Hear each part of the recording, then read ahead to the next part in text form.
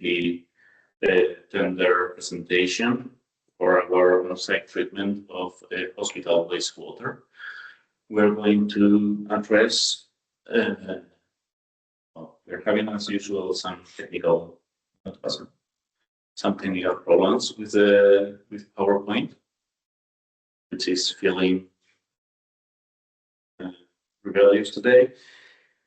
We're going to be talking about the structure and timeline of the tender, all the technical and functional requirements, the evaluations of criteria, the budget allocation, the intellectual property rights, and we'll give you some practical information and guidance from the THERESA about the platform in which we are going to work. At the end, we will have some questions and answers. So please, if you have any questions, submit them through the chat, and we will be addressing them at the end. If we see that we have little questions or a small amount of questions after each section, we might be answering them at the moment, but we intend to make this final questions and answers part of the presentation. First of all, just to remember some house rules. Remember, please, that this event is going to be recorded. So if you do not wish to appear, you are kindly requested to switch off your camera and use the chat function to ask anything. As I said, remember to write your questions in the chat because we will answer as many as possible. The recording and the presentation will be made available on the project website, and the list of participants in this webinar will not be disseminated. So first of all, we want to once again remember what is THERESA PCP. It's a European Pre-Commercial Procurement. That's why the PCP project, through which we want to collaborate with the market to develop and test innovative solutions which are not yet available commercially. We will be investing 2.9 million through this process in order to have working prototypes at the end of this process. And why are we doing this? Because we found that conventional treatment plants cannot remove many of the substances that are produced in the hospitals, which then reach the rivers, soil, and ultimately food and drinking water. So this is becoming an increasing environmental and public health concern. You know also that we are having problems with multi-resistant microorganisms, and we would like to cut this cycle as soon as possible, avoid the presence of these substances in the ecosystems. So our goal is to produce a solution which is modular, which are interoperable and adaptable to a variety of hospital settings. We should target all the priority contaminant groups, and you must demonstrate technical feasibility and cost effectiveness and readiness for the integration into real world infrastructures. We are seven public buyers from 5 different countries: Estonia, Poland, Netherlands, Belgium, and Spain. And in our consortium, we are also working along with several supporting partners from Andalusia, Silo, and several different organizations along and across Europe. We want to bring together this strong European consortium and see if we can tackle this challenge that we talked about. So we are going to go on. This was a short introduction to who we are and what we are doing, and I'm going to give the floor to our colleague Annabelle from Corvers. We will be talking about the tender structure and the timeline. Please, Annabelle, the floor is yours. Thank you, Javier. Are you seeing my screen in presentation mode now? Yes? I'm assuming that's a yes because I no longer Yes, see you. yes, you are. Okay, great. If you have any questions, remarks, or I am missing something, please speak out loud because I cannot hear you, okay? Thank you very much.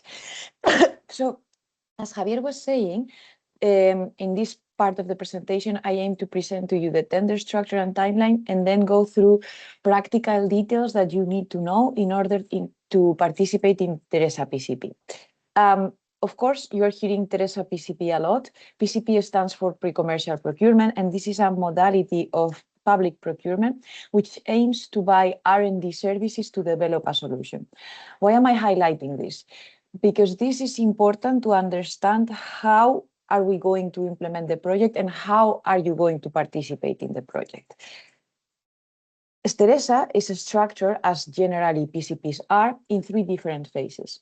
So in a first phase, the goal is to select 5 suppliers that will design a solution. That means that on paper, they will provide all their proposed solution, which means architecture, hardware needs, overall design, everything that is needed to develop this solution to tackle hospital wastewater toxicities. This phase will last for 3 months. Then, from these 5 selected suppliers in phase 1, the best ones, the most successful ones, will be invited to develop a prototype in phase 2. 3 of them will then develop this prototype, and then they will be tested, the solutions, of course, the prototypes will be tested under controlled and laboratory conditions. These conditions are fully reflected, are fully explained in the tender document 1, request for tender. More on the different documents in a few slides, okay? But just for you to know, everything that you need to know to complete each of the phases and how each of the phases is going to run through, it's explained in the tender documents. So we are now in phase 2. We have now a prototype that is being developed. We are going to have this phase for 10 months. Again, the most successful ones from these 3 will be invited to submit an offer for phase 3. And in this phase 3, we will have 2 final suppliers testing the solution that they developed, the prototype that they developed in phase 2, in 4 different hospitals all across Europe. Again, more information on the different hospitals, the facilities, everything, and the testing conditions, it's linked in the tender documents. Why am I highlighting the tender documents? Because, of course, it's a lot of documentation, but it's a lot of documentation because we are giving you all the insights that you need in order to implement the full project. Something that I am going to repeat a lot in this session is, please go through the documents. And of course, if you have questions now, please feel free to ask them at the end of the session, but go through the documents. And if you have questions, make use of the facilities that we give you to ask questions, because it's not straightforward. We understand that this is technically and procedurally difficult, and we really want to support you. So I start with that, but just for you to know, everything that I'm explaining, it's explained into a lot of detail in the tender documents. So now we know that we are talking about a pre-commercial procurement. We are going to have 3 different phases, and the idea is that we have a competitive phased approach in which we funnel suppliers and we refine the solution until we have 2 final solutions that are going to be tested at the end of phase 3. The phases is linked to different. Oh, I thought I had changed it. I'm sorry, because I wanted to have everything in black, but it's slightly black and white. If you cannot see something, please let me know. We will modify it before sharing the slides. So each of the phases is linked to different milestones and deliverables. Why is this important? Because these milestones and deliverables will clarify, will indicate that you are satisfactorily and successfully completing the phase. And this is key for payments, and this is key to be invited to the next phase. So these milestones that you have here are fully described again in the tender documents and really serve us to follow the implementation of the contract and check for any deviations before it becomes major, so that we can address it before the end of the phase, so that you can keep moving forward to the next phases. So now we have clear what THERESA PCP Challenge is, why THERESA is structured as a PCP, and what does this entail from a procedural, so execution perspective. Now you need to know how are we going to evaluate you in order to participate into the project, right? Before we start with that, I think it's very useful, it's very interesting to check the tender documents. As I was saying, it's a long list of documents. but it's a long list of documents because all the information that you need in order to implement this challenge is there. However, we do understand that this is difficult and we want to facilitate it for you. So if you go to the tender documents, actually tender document 1, request for tenders, and it's section 4.4, you will find this very same checklist. Why do you have this checklist? Because here you are going to see all the tender documents, what is the purpose of the tender document, and the most important thing, if you need to take action at this point in time, meaning if you need to submit this document to participate in PCP THERESA. As you can see here, you only really need to be concerned about tender document 8, tender document 9, tender document 10, and tender document 11. Meaning the rest of the documents, they are important, okay? It's not that they are not important because they really explain the challenge, how to participate, how will you move from one phase to the next, how will you be evaluated for this phase, for the next phases, how is your solution going to be evaluated, intellectual property right aspects, everything, it's there. But you don't need to fill in these documents and submit them. You just need to focus on the technical form, on the financial form, on the European single procurement document, and if you're participating in consortia, in the consortia statement. Again, this is not straightforward. You have it in the tender documents with more detail, but if you have questions, we do like questions, feel free to ask, okay? So now that we know all the list of documents and which ones are your main concern, let's see how are we going to evaluate you so that you know in a transparent way what is going to happen in the next steps. Just for us to be on the same page. When we are evaluating tenders, we say that we do that in two macro stages, two macro steps, so to say. First, we evaluate the contractors, we evaluate the suppliers, the companies, right? So we are just making sure that those companies have the experience, the knowledge, and are reliable, and that we can have a contract with them. Once we have checked that, we deep dive into the offer of this company, and we really make sure that the offer tackles all of the challenges of THERESA PCP. So for that, we have these macro stages, these macro steps, and we divide these macro steps in little steps. The first one is eligibility. For you to know, remember that I mentioned THERESA PCP, it's a pre-commercial procurement. I am highlighting this because I am not going to go into the legal details because it's a lot. If you're interested, it is also explained in the tender documents. But being a PCP means that we have some leeway to ask for certain things, right? One of the things that we can ask for is that companies that participate in THERESA PCP are European and that they are executing the contract in Europe. That is what eligibility is about. That's something that we are requiring in the tender documents. Another thing that eligibility has to do with is the fact that we are allowing to work in consortia, because it's not likely due to the THERESA PCP challenge that you will be able to tackle this on your own. You will probably need partners, so you can work in consortia, all from Europe, that's it. And then you can also have subcontractors, and there is a little bit more leeway, okay? But that's important. How do you demonstrate these points? Remember that when I was sharing the documentation, I mentioned the European single procurement document is one of your main concerns, precisely because with that European single procurement document here, you're going to demonstrate eligibility. And you're going to also see now that I am mentioning envelopes. Why am I mentioning envelopes? Because when we are doing the evaluation, we need to distinguish three important aspects. The first one, it's administrative aspects, which basically have to do with the first macro step that I mentioned, right? This envelope A, the administrative envelopes, helps me assess the company. So all the documents linked to the company, to the knowledge, to the experience, to the reliability, go in this envelope. That's what you are going to be seeing in this macro envelope, so to say. So eligibility, we check eligibility with the European single procurement document that you will fill in online and that you will submit in the envelope A. So now that we have checked that you are eligible, we are going to check if you need to be excluded. What do I mean by this? By this, I mean that we don't want to have contracts, and this is something that is legally written down in the procurement directives. It's not that I am saying it is, but we don't want to have contracts with somebody who is involved in terrorist attacks. We don't want to be involved with someone that it's a criminal organization. We don't want to be involved with somebody who's not paying their taxes, their social security, right? We want to make sure that we are contracting with reliable entities. That's what exclusion criteria is all about. And how do you prove it? European single procurement document that you will fill in online and you will put it in envelope A. So now we have eligibility and exclusion. I think we are missing something, which is the knowledge and the experience of the company. And that's it, that's selection criteria.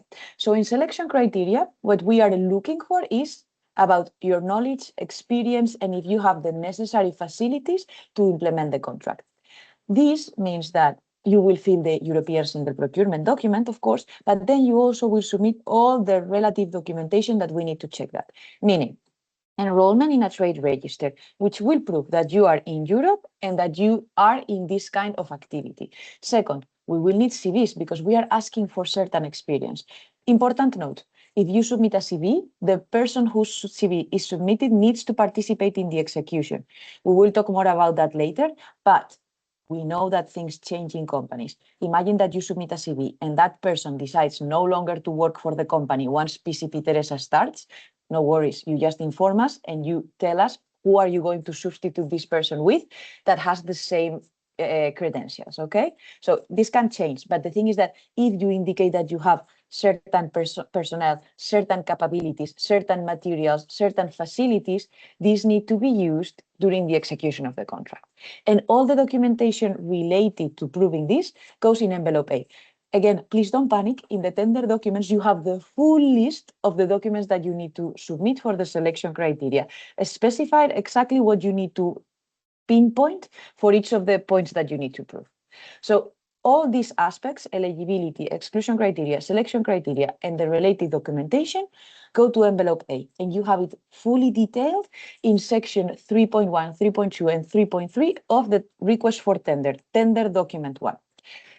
So as I was saying, this is the first macro stage. I have checked this, and now I know that the company is reliable. I can hire this company. I can work with this company. Let's now check the offer. Where do I start? I start with compliance criteria. For you to know, this is very basic stuff in which we check first that we are indeed buying R&D services, because as I was mentioning at the very, very beginning, THERESA PCP, it's a pre-commercial procurement, meaning I am not buying supplies, I am not buying works, I am buying services for R&D because I am developing a solution. So here you will have a self-declaration indicating that indeed you're selling R&D services, that indeed you don't have already a working solution, you need to develop it. You will be also declaring that you are going to execute the contract in Europe, because that's also something that I mentioned at the very beginning, right? That we can ask the solution to be developed in Europe by Europeans. That's all about place of performance. And of course, you will also declare that your solution will be compliant with laws and regulations regarding the technical aspects of the solution. How do you do that? So you go, if you recall, I mentioned that there are several documents that you need to focus on. One of the key ones is tender document 8, the technical form. In the technical form, you have a section 7, which is a declaration, in which you declare that you comply with all the compliance criteria. Some of the compliance criteria aspects will be also checked after tender document 9, but your declaration is there. Where do you put tender document 8? In envelope B. So now we are moving on to another envelope because, of course, all the administrative aspects, which are envelope A, have been already checked, eligibility, selection, and exclusion. So we are done with that envelope. We are moving on to envelope B, and that's the technical form. So you are compliant with everything.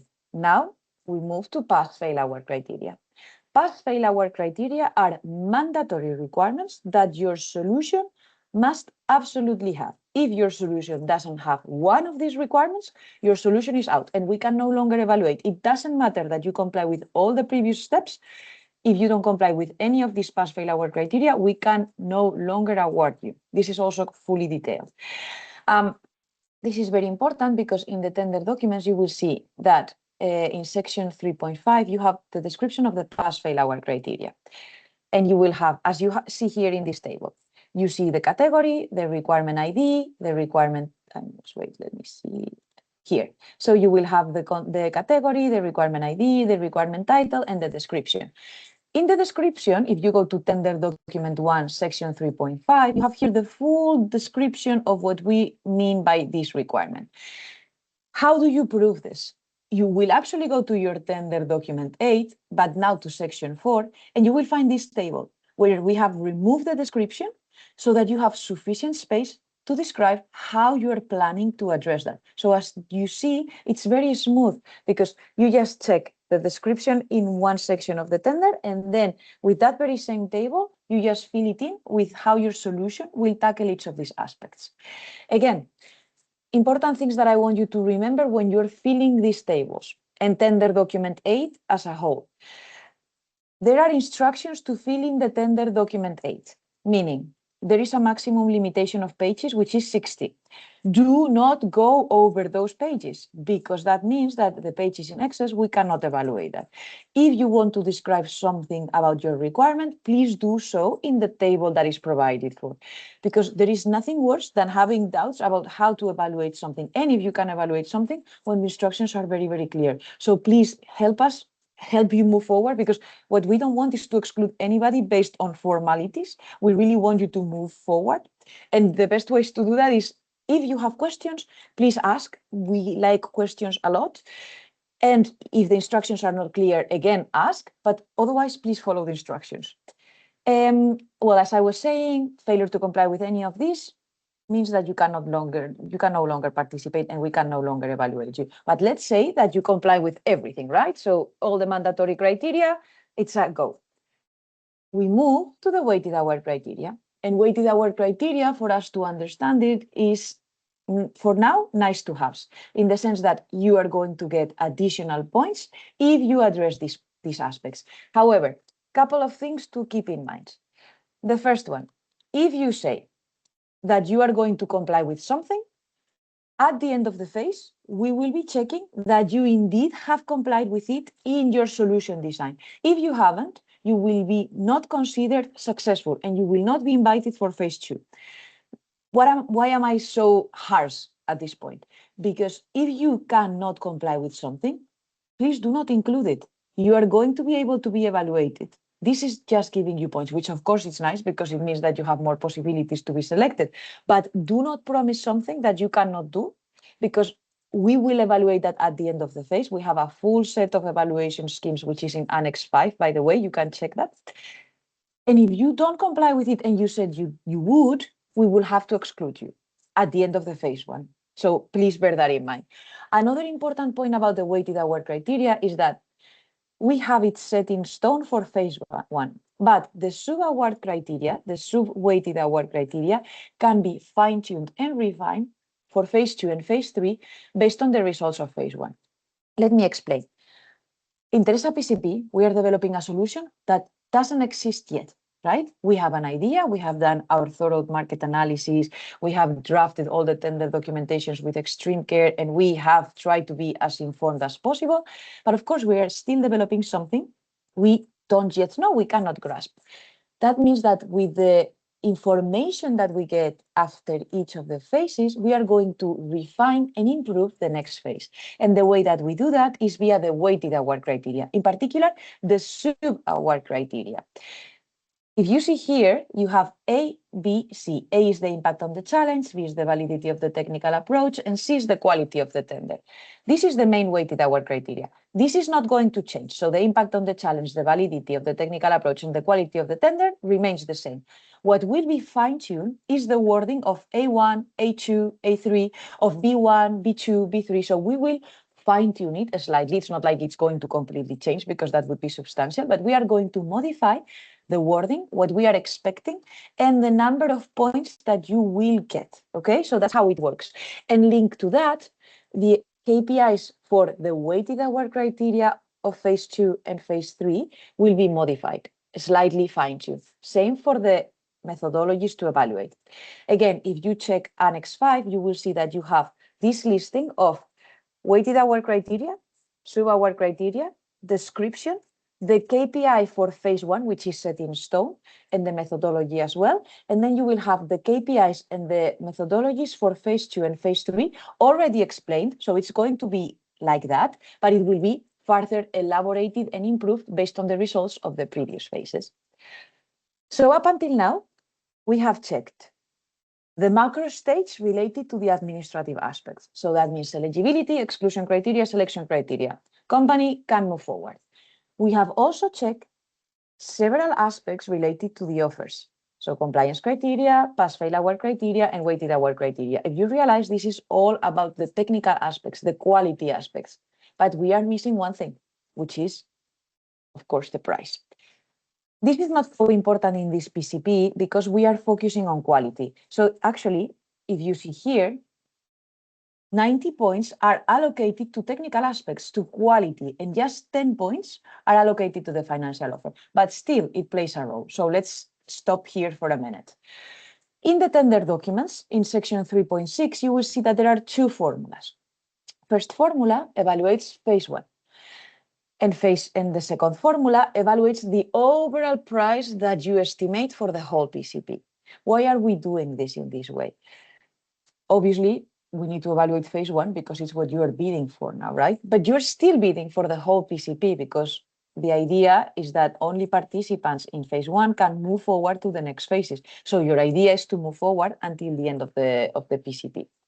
And we also want you to carefully think about your budget for the next phases because, and this is important, you have a maximum budget per phase.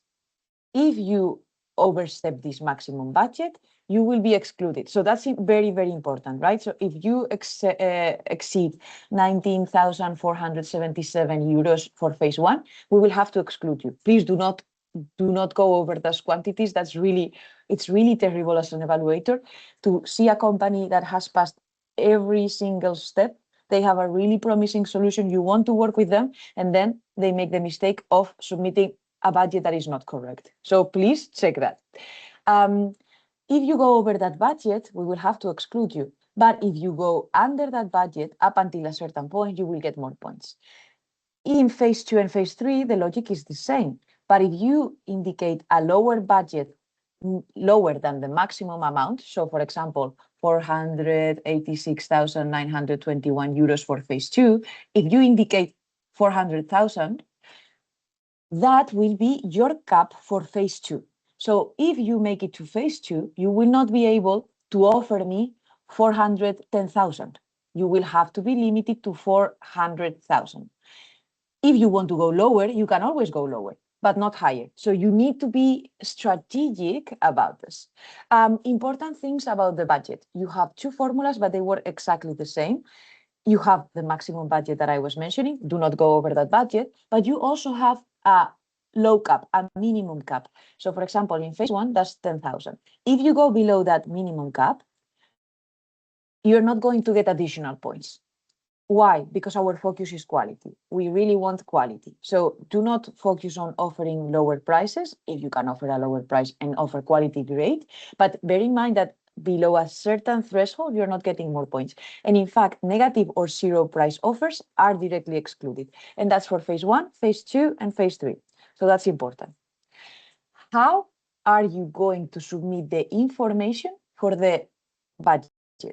Well, you have tender document 9, which is the financial form. I just, for the purposes of the meeting, I just copy pasted the table for the cost breakdown for PCP phase one, but just bear in mind that you have the exact same table for phase two and phase three. Points here that I want to mention. In phase three, you will see that you have two tables. Why?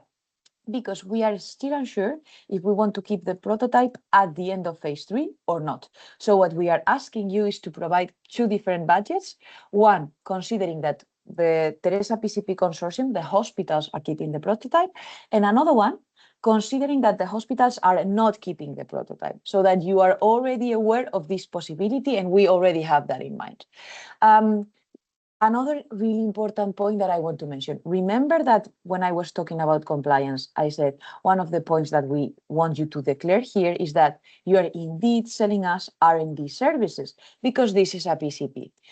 This is where we check if this is R&D services, meaning if you offer me, if you make a proposal where the materials are really high compared, for example, to personnel, including hourly rates, that is actually a supply contract. So bear this in mind when you're preparing your tender documents. I mean, if you are indeed doing R&D services, this is not a problem because you will have a lot of personnel costs and not that many material costs at a certain point. But this is something to keep in mind when you're preparing your proposal. Additionally, if you recall, at the very beginning, we said we want European companies. So that means that in envelope A, you're submitting your enrollment in a trade register in the European Union or Horizon Europe associated country. Great. But we want you to execute the contract in Europe. How are we checking that? Well, with a list of staff working on the contract indicating role and location. So that's how we know that you are actually executing the contract in Europe. Before I move to the next slides, just what my colleague, I think John from FMS. Yes? Marcin just asked on the chat if you could go a little bit slower. Slow. Yes, of course. Thank you. I will do so.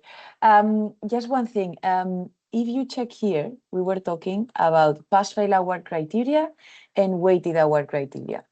These pass-fail award criteria are mandatory technical requirements, and weighted award criteria are nice to have requirements. And this is actually what my colleague John from Fundación Miguel Servet is going to present to you now. So I think I'm leaving you the floor if I can. And of course, I will try to speak slower. Sorry for that. There. Thank you, Annabelle. It was a very clear and thorough explanation of all the evaluation framework. So thank you for that. Yeah, as you were saying, we will now see the technical and functional requirements that we have set for the tender. Okay, that are based on the discussions and on the common ground that we found among all the partners of the project. And at the end, it is going to be like, what do we want our solution to look like? So we focused on several areas that already Javier introduced at the very beginning. I mean, we want that our solution is capable of removing all the contaminants that we identified. We will develop them a little bit more in detail now, but we're talking about cytostatics, contrast agents, antibiotics, and then antibiotic resistant genes and bacteria. Okay, then we need some specific requirements regarding the operational and technical characteristics of the solution. We need to address the space and site integration in our hospitals. We are interested in an efficient use of water and the possibility of having also the reuse of the treated water. We are focusing also on sustainability aspects, and there we also will be asking for some general requirements. So your proposals should take all these aspects into account for these requirements. Okay, as Annabelle said, we are asking for some requirements at the very beginning, and like that will work as a first filter. Okay, you need to address all these requirements in your proposals, and they will work as a pass-fail criteria. I mean, if you address them, your proposal will go to the next evaluation step. If you don't address them, we won't be able to keep going with the process. So you will need to address the removal of all the contaminants that we have mentioned here. You will need to address an operational and technical level, which is what's the wastewater flow capacity and system stability, how it deals with flow peaks, with the different temperature situations and pH tolerance. We also ask you to describe how this solution will work on different on the organic load baseline situation that we describe in our tender documents in more detail. We will also ask for operational autonomy and how will the maintenance look like, different performance related characteristics, how it will deal with the cyber security of the system in case there is some kind of monitoring, and so on, and also how we will integrate into our space in our hospitals, because as you know, the final solution will be installed into hospitals as well for one of the solution, and into other hospitals for the other solution in phase 3. Okay, how will be compatible and how it will be efficient regarding the space of our hospitals. We will also ask, as I said, for some sustainability aspects like water reusability, how efficient will it be, how costly will it be, also health and safety aspects, and so on. And then finally, we will ask for some general requirements that will mainly affect the second and third phase of the process. But these are things that you have to take into account, and you have all the full description, the whole description of each of the requirements in the tender document 1, section 3.5. Okay, our criteria, pass-fail criteria. But we don't want to scare you. Okay, it's not that you are going to work on a proposal and then we are checking all these items. It's the other way around. I mean, we are asking you explicitly for these requirements in the technical form that you will have to fulfill. Okay, so you will have to answer one by one each of these requirements, these pass-fail requirements. So it's not possible for you to forget about any of them. I mean, you will have them explicitly. You will have to provide an explicit answer as you can see here. Okay, this will be present in the tender document 8, as I said, in the technical form. And the same applies for the weighted hour criteria. I mean, that was the first filter. You passed the first filter, and now we are scoring your proposal. Okay, so based on these categories that are very tightly linked to the categories that I introduced before. In some cases, it's absolutely similar.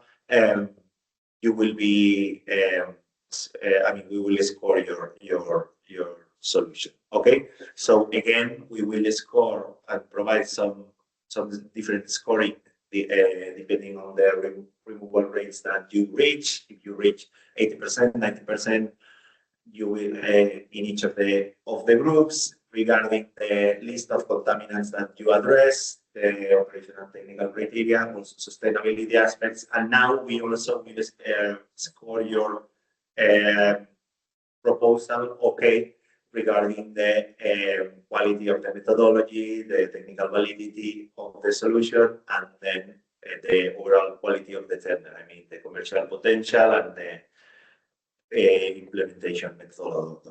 Okay, so first we ask you for different requirements so we can check them, and once you comply with all of them, you provide an answer to all of them, and you say that your solution is able to satisfy all these requirements. You go to the next phase, and now we are evaluating. Hopefully we will get a lot of proposals, and as I said, the 5 with the best score will be the ones that will reach phase 1.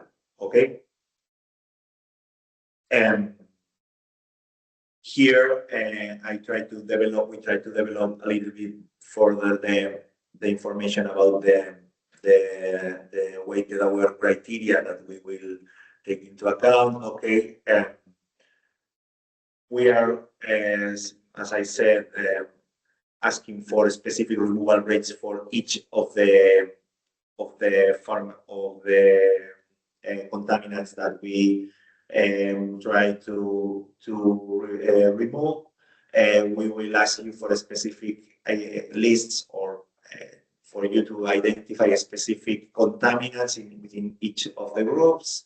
When we ask you about operational and technical criteria, we are asking about how will the monitoring look like, if it's automated or not, to provide some information about the durability of consumables, about the space efficiency. We will provide a score for the most efficient, a higher score for the most efficient and adaptable solutions.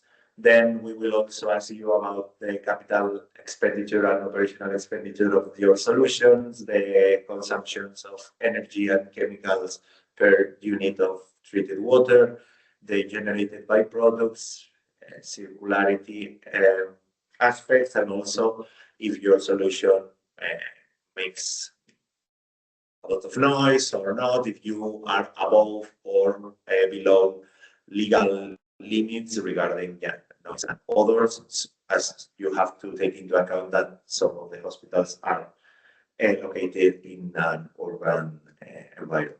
Okay.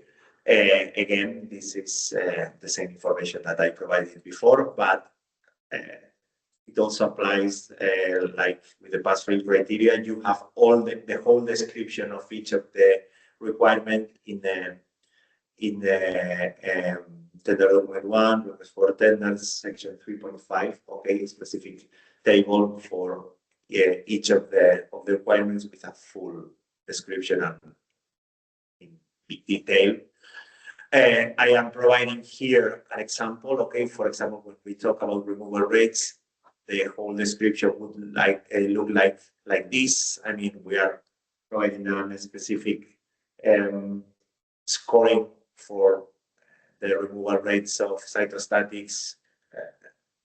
You can see different ranges. Okay, we are providing 0 points if you are able to remove less than 80% of cytostatics. If you are 3 points, if you are able to remove between 81 and 90% of cytostatics, and 4 points for above 91%.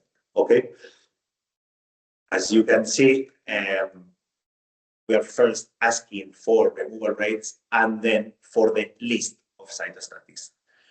Please don't be scared about this description. That's the most complicated requirement that we have, and that's why we chose to show you and to try to explain it to you so you can get the logic behind the scoring.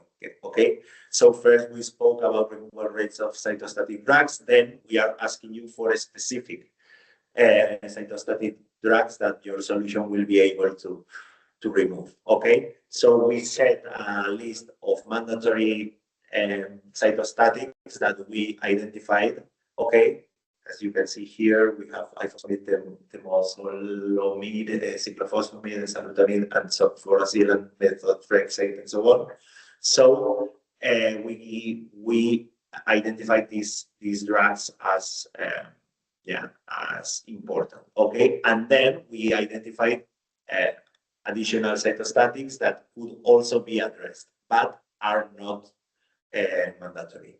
And I'm trying to explain it below. I mean, if you are going to tell us which of the cytostatics here you are able to remove, you will first have to choose among the ones that are identified as mandatory. Okay. In the case you are able to remove one of them, we will give you a scoring of 0.5 points. Okay. For each of the mandatory cytostatics, we will give you 0.5 points, and you can get a maximum score of 3. So if you are able to remove 6 mandatory cytostatics, you will get 3 points. If you are able to remove 7, you will still get 3 points here. Okay, and then you can combine them. I mean, you can remove 5 mandatory cytostatics. You will get 2.5 points for these mandatory cytostatics, and then you can, for example, remove 3 optional cytostatics. I mean, the second list of cytostatics that is described there. You will, for that, get 0.6 points.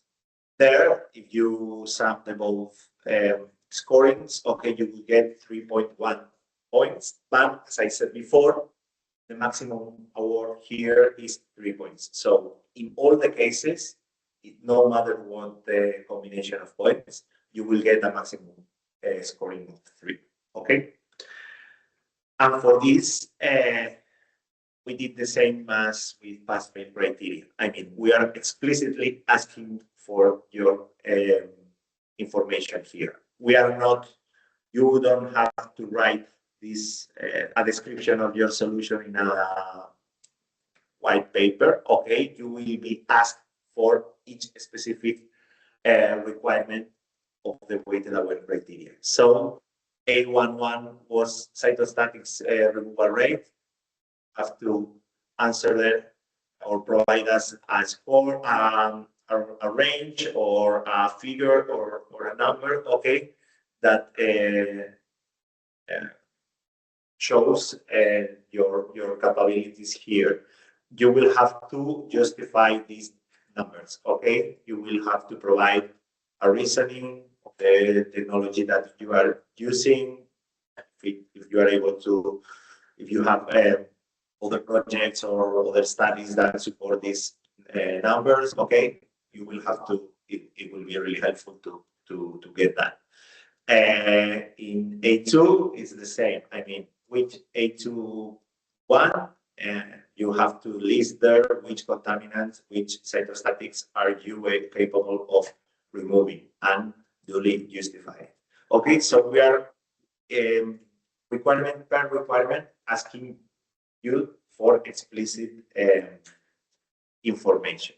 So you want the only technical information that you will need to provide will be the completion of these tables, okay, of all the requirements that we have described, but the only requested information would be at the completion of these tables. And I think, Annabelle, that's yes. Stealing the floor. Give me a minute. Can you see my screen now in presentation mode? Or not yet? Not in presentation mode. Now, yes. Yes. Okay. Again, if there are comments in the chat, let me know. I am going to try to speak slow now. So this part of the session, it's really about budget. If you recall, when I finalized the first section, I mentioned tender document 9, which is the financial form, where you will need to reflect how are you planning to use the allocated monies.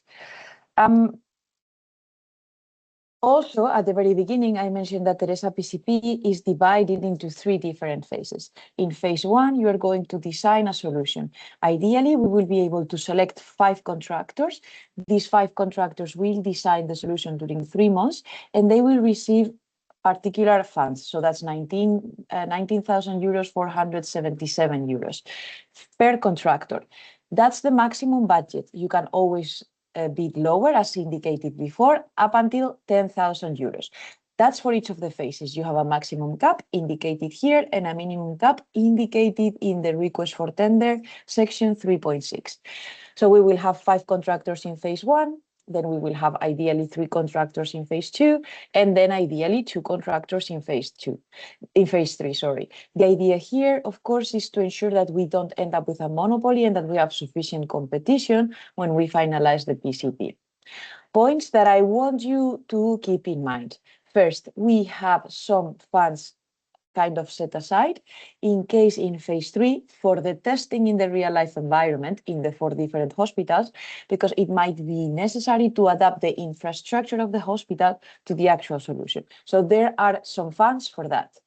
if there is leftover budget from one of the phases, we can actually move that leftover budget to the next of the phases. And if the contracts are lower value, so they are less costly, we can hire, in theory, more suppliers. And again, as I was saying, there is infrastructure adaptation costs. But just please, for you to know, very, very important, that you need to comply with the maximum cap and the minimum cap.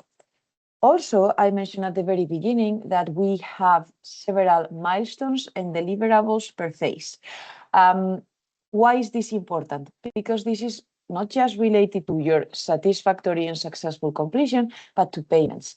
The moment that you are delivering correctly the deliverables, there is a payment scheme. It's also explained, this is in the framework agreement, Article 7, and then in each of the contracts. So you have there detailed how are you going to be paid and when. So it works as you submit a deliverable is evaluated as favorable, and then together with the deliverable, you submit your invoice. And how it works in the different phases. As you can see, in phase 1, it's 3 months, there is no interim payment. In all the other 2 phases, which are longer, there are interim payments and final payments. To conclude my presentation, I want to deep dive a little bit into a really crucial aspect when it comes to innovation procurement, and in particular in pre-commercial procurement, and that is intellectual property rights. Why is this important? Because think about it, we are working in developing a new solution that we yet don't know and that it doesn't exist yet. This means that we are developing something new and that for sure there are going to be intellectual property rights linked to this. So we need to have a structure in place to allocate ownership and to allocate rights and obligations. This is very interesting for you because in a PCP, in general lines, in a pre-commercial procurement, the intellectual property right ownership of what is developed belongs to the contractor. That means to you, to the market. And then the public buyers receive a license to use. How have we translated this to THERESA PCP? You are going to keep the intellectual property right ownership of whatever you develop during THERESA PCP. Sorry, but please bear in mind, with great power comes great responsibility. So that means that once you are developing something and you are aware that there are potential associated intellectual property rights that could be protected, you're mandated to inform the public buyers group. Then you're mandated to protect these intellectual property rights, not necessarily a patent or a trademark or a design. It could, for example, be commercial secrets, but you need to make sure that you are protecting these intellectual property rights. And then, of course, you need to ensure that these intellectual property rights, that you are not mismanaging them, so using them to the detriment of the public interest, and that these intellectual property rights are not subject to rights of entities, countries that are not eligible. So we go back to eligibility. Everything should be in Europe by Europeans. Just consider that.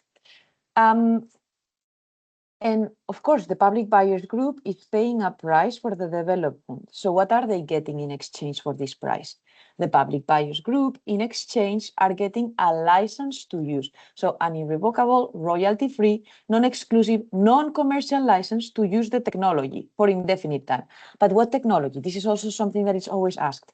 In THERESA PCP, the public buyers will have a right to use the technology up until the point that it is developed during THERESA PCP. So meaning everything that is developed or up until the point that you participate in the tender. Let me give you an example. Imagine that a supplier makes it to phase 2 and then they are no longer selected for phase 3. Well, that means that public buyer group will be able to use the solution that this supplier provided up until phase 2.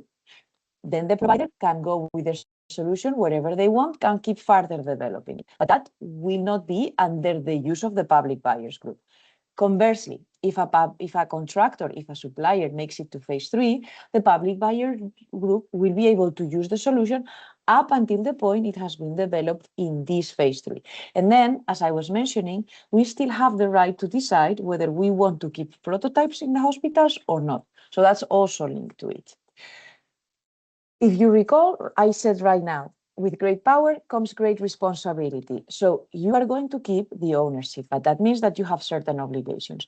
If you don't comply with these obligations, the public buyer group has this right, which is the callback right, the callback clause, meaning that they will contact you, they will, this is always with communication, this is always a dialogue, ask you why is this the case. You will have the chance to say why this happened, what is the problem, if it is correct, if it is not, and if it is indeed the case that you are mismanaging the intellectual property rights, they have the right to ask for the ownership back, okay? But again, don't get scared, because the idea is that there is always a dialogue why some things are not going according to plan. And additionally, they have one right, which is to ask you to license on front term to certain parties. So that means that you are going to be paid for these licenses, but the public buyer groups has the right to ask you to license. Very important in this is, of course, you might be using some pre-existing knowledge, some pre-existing information, some pre-existing rights to develop THERESA PCP. That's usually the case. If that is the case, we ask you to list these rights, this pre-existing information, and if you have a right to it, what is your right to it exactly? Because of course you will also be granting the right to use to the public buyer group if it is necessary for the solution to work. So that's really all about intellectual property rights, and I think now we are moving on to practical information. I'm not sure if it is your, oops, sorry, here, there.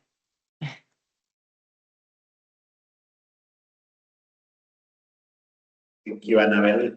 Yes, we are providing some final information, okay, before we jump into the platform, just for you to know the crucial documents, the important dates, and the main takeaways from this session. Okay. Okay. Yeah.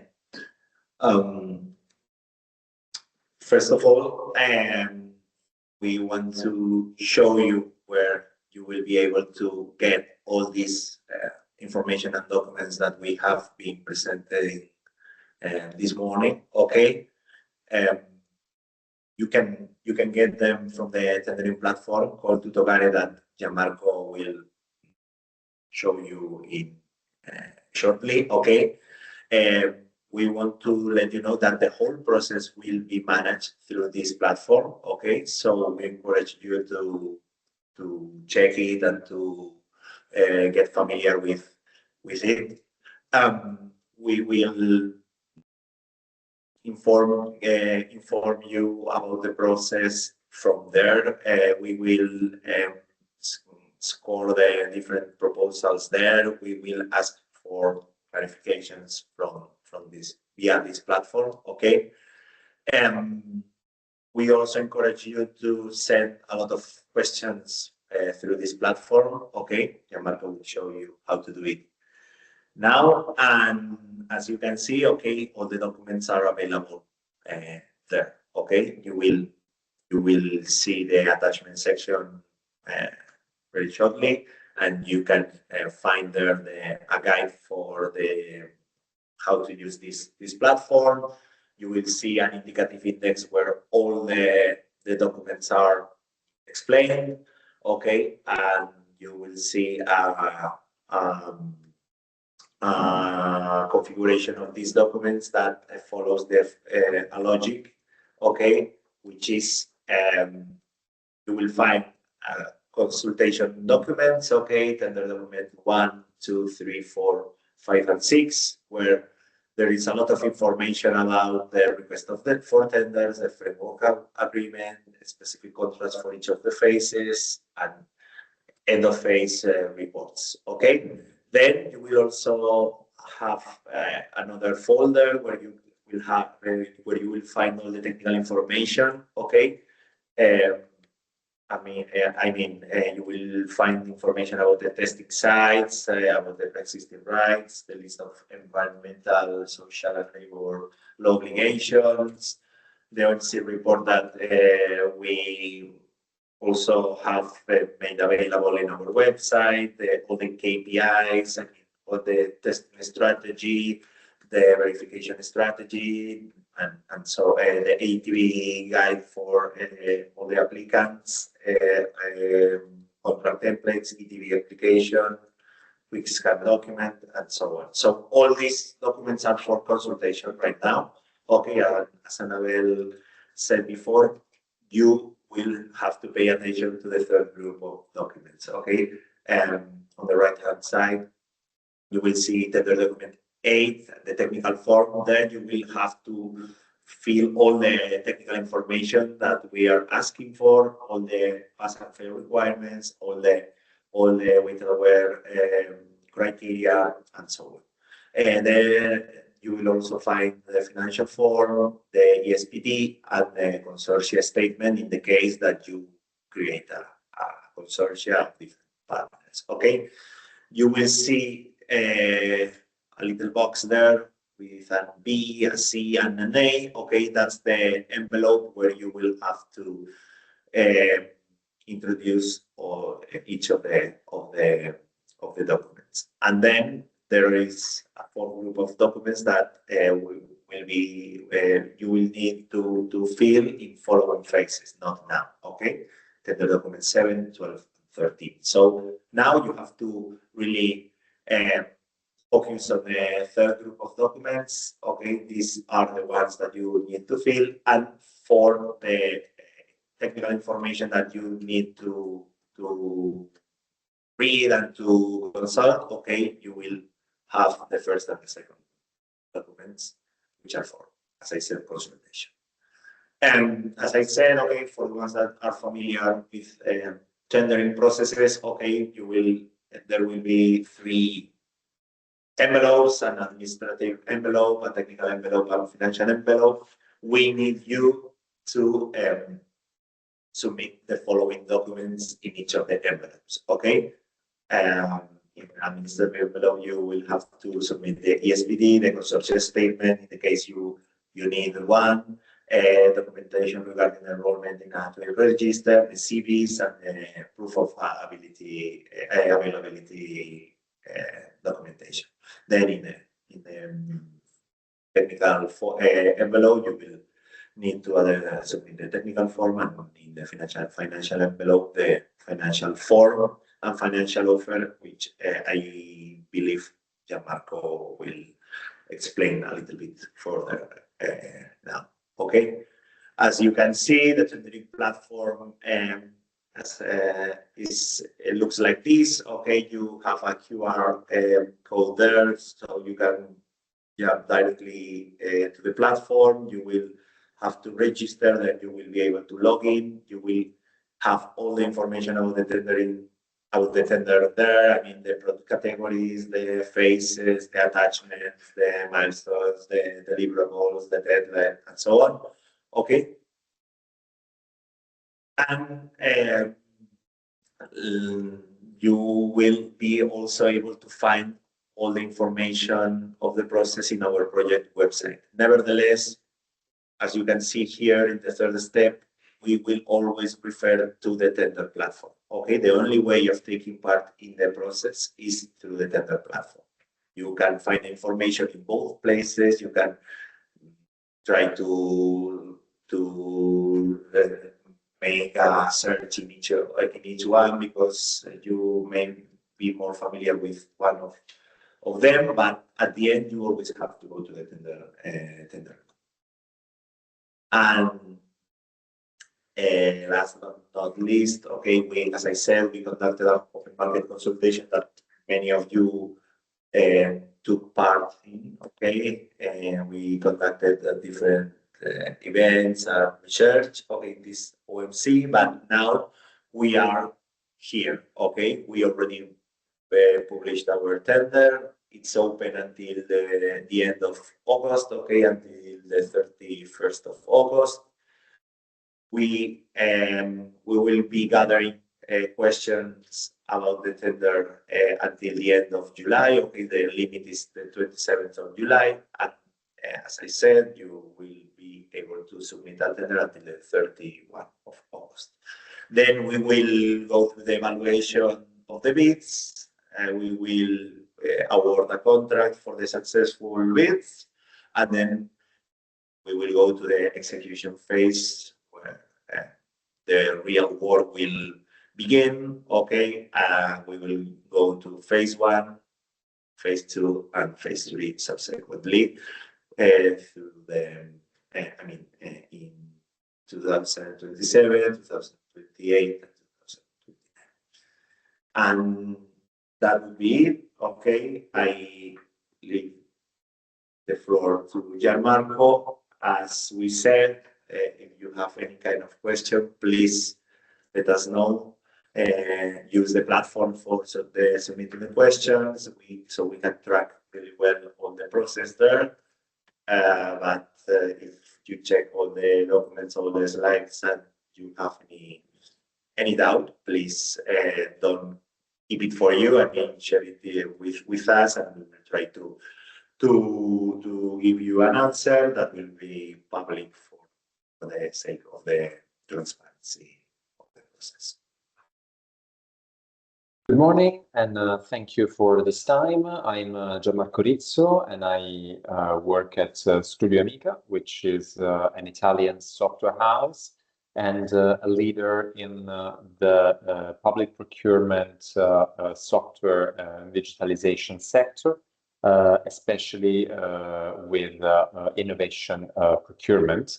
And on one of these platforms, the THERESA PCP procedure will be managed, is being managed. And so today I will walk you through how to use the platform. So I will share my screen so you can follow me. Okay, this is the official THERESA PCP Tuttogare platform. As you can see, you can log in and register directly from the homepage, and on the homepage you can see the active PCP tenders. In this case, this is the first THERESA PCP.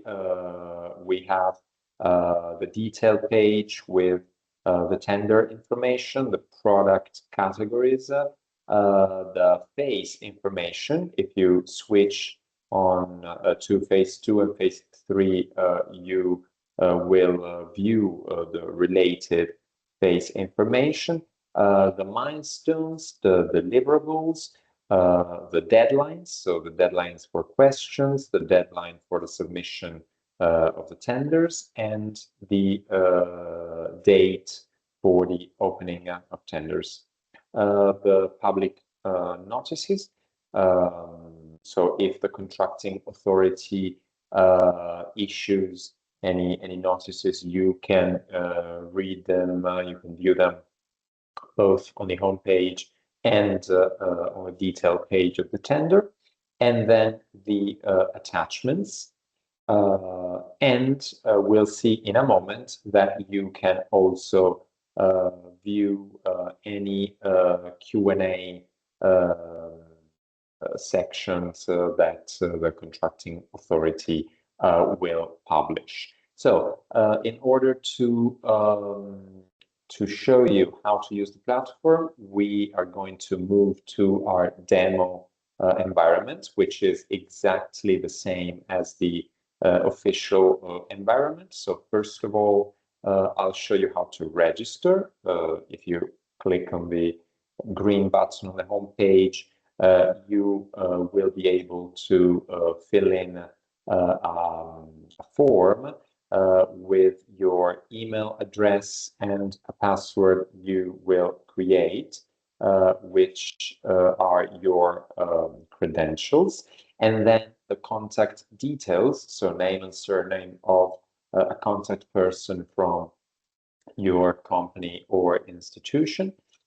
Following, you can enter your economic operator data, so the type of operator, the name, the country, the company or professional tax code, and the certified email address, the PEC address, but only if you are Italian users. In case you're not Italian, an Italian company or an Italian professional, you can enter here the your ordinary email address, just the same as you entered in the credentials section. And then you will choose your CPV categories. You can find them through the keywords, or you can choose them from the list. And then you will flag the two mandatory declarations, and you will click on register. Immediately after you click on register, you will receive an email on your inbox. I will show you that from the official user guide of the platform. Sometimes you will receive the confirmation link directly in the text of the email. Sometimes you will receive an EML attachment file, and the confirmation link is inside the EML file. So you need to open the file, the attachment, and click on the link. This depends on your email provider. But in any case, just after you click on the confirmation link, your account is officially activated, and you can log in through, you can log in on the platform. So let's click on login, and let's enter with an economic operator account. Okay, this is the private area of an economic operator. As you can see, the active tenders are shown on the home page. So let's click on the object of this tender. This is the detail page of the tender, the same page as we've seen in the public area. But you have the participate button, which we will click in a really short time, because I want to show you first that in your private area, you can submit a question to the contracting authority. As you can see, in this case, there are already some questions and answers made public, which you can view. This is a question that this supplier had done before, and the contracting authority hasn't replied yet, so it's waiting for an answer, and we can submit a new question as well. You can enter the text of your question. You can also attach any files if you need them, and click on submit a question. And so your question is waiting for an answer. When the contracting authority replies to your question, either privately or publicly, you will see the answer just below your question, just like this case. Okay, so now we can participate to this call for tender. This is your tenderer panel, so the page where you can participate to this tender. First of all, you have to declare your group of economic operators or your consortium or the group of companies you are taking part in this tender with. So you need to enter the country of that particular business, the tax code, the business name, and the role. For the purposes of this tender, we will use the role joint tenderer. So don't use consortium member, but in any case, use the label joint tenderer. We can add as many participants as we want to our group. When we're ready, we can save. Okay, we can go back to the panel. The red alert is really important. Joint tenderers and consortium members that will not be lead tenderers can also register on the platform, but are not mandated to do so. In any case, they must not submit any tender documentation. That responsibility remains within the bid tenderer only, as each tenderer may submit no more than one tender. This is important. You can submit no more than one tender. So if you are the lead tenderer, you are entitled to participate on the platform. If you are a joint tenderer or a consortium member, you must not participate on the platform. So let's see now the envelopes. So first of all, okay, let me do, okay, perfect.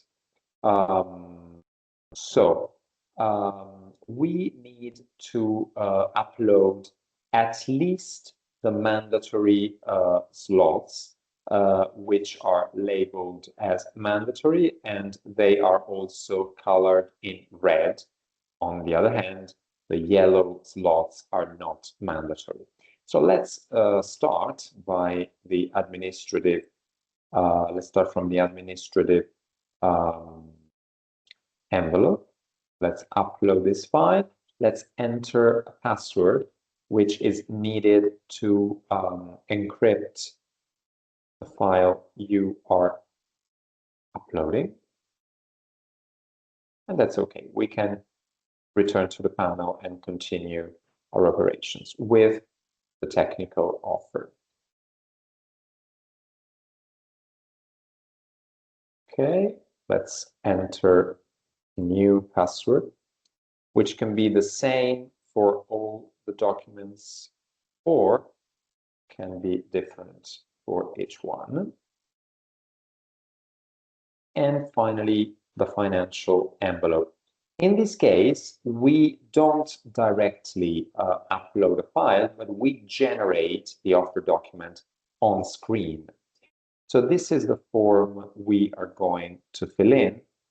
We need to enter the 3 actual price, real prices for phase 1, 2, and 3, and also the virtual prices for phase 1, 2, and 3.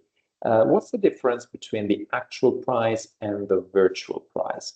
The actual price is the real price that you are offering to the contracting authority to be awarded this contract, and it is lower than the virtual price. The virtual price is the price that you would offer to the contracting authority in case you will leave the IPR rights to the contracting authority. But as we know, in pre-commercial procurement, the intellectual property rights are retained by the suppliers, by the economic operators. So the actual price must be lower than the virtual price. So let's enter some fictitious information on each field.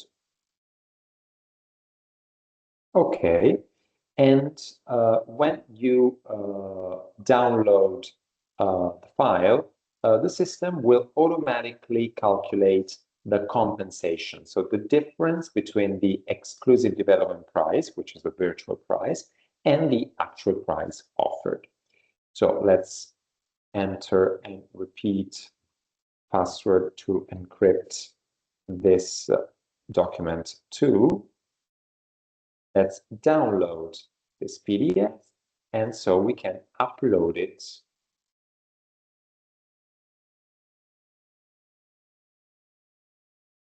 on the platform.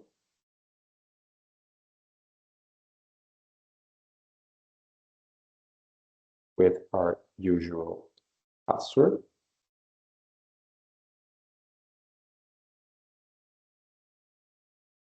We can go back to the panel, and now we see something new. We see the system that is warning us that the tender has not been submitted yet, because we view this alert because we managed to upload all the mandatory slots of the envelopes. So we can click on the submit button, and this is it. Your participation has been successfully submitted. So if we go to the messages section of our menu on the left column, we can see that we have some messages. This last message is about the submission confirmation. And this is about the confirmation that we have submitted a question. So these are the two operations that we have done during this log session.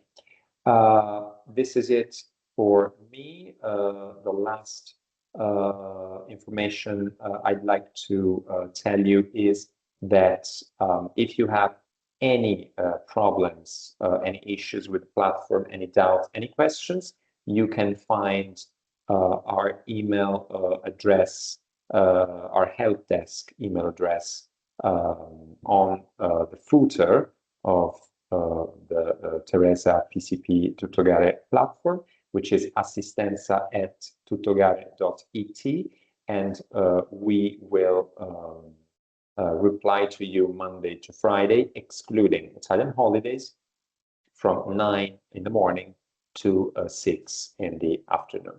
So that's it for me. Thank you for your time, and have a good day.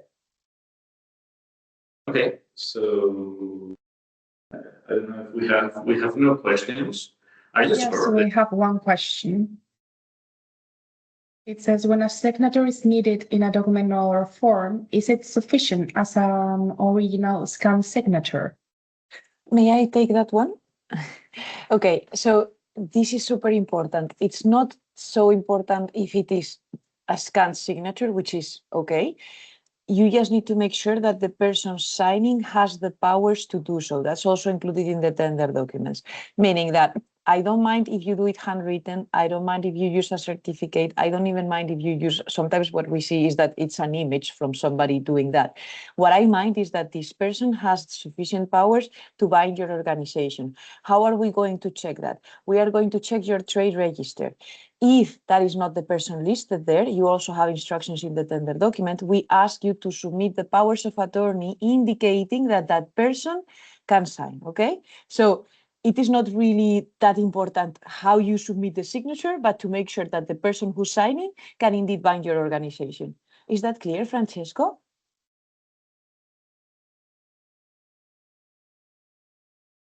I hope for a yes, but otherwise you can keep asking. Yes, okay, great.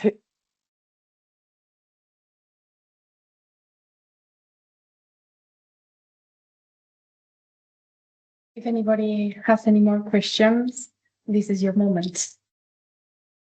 Well, but the moment will also expand in time, and you can always use the platform to ask more questions, and we will be happy to answer them.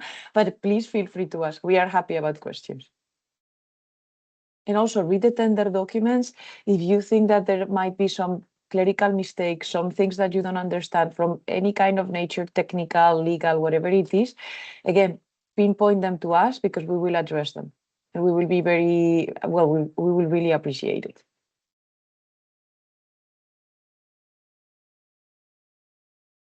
Okay. Great. And this is it. Thank you very much for your attendance to this session. We will be adding the video for the platform now, so we will be reaching you if we actually perform a second session only for the platform. We hope we will receive many applications to our tender.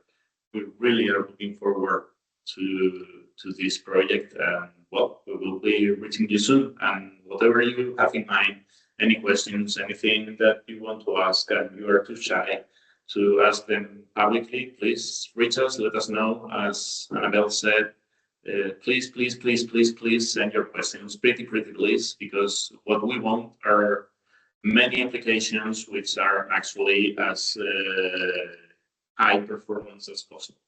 So thank you very much again, and see you soon. You. Bye, everyone. Thank you. Bye.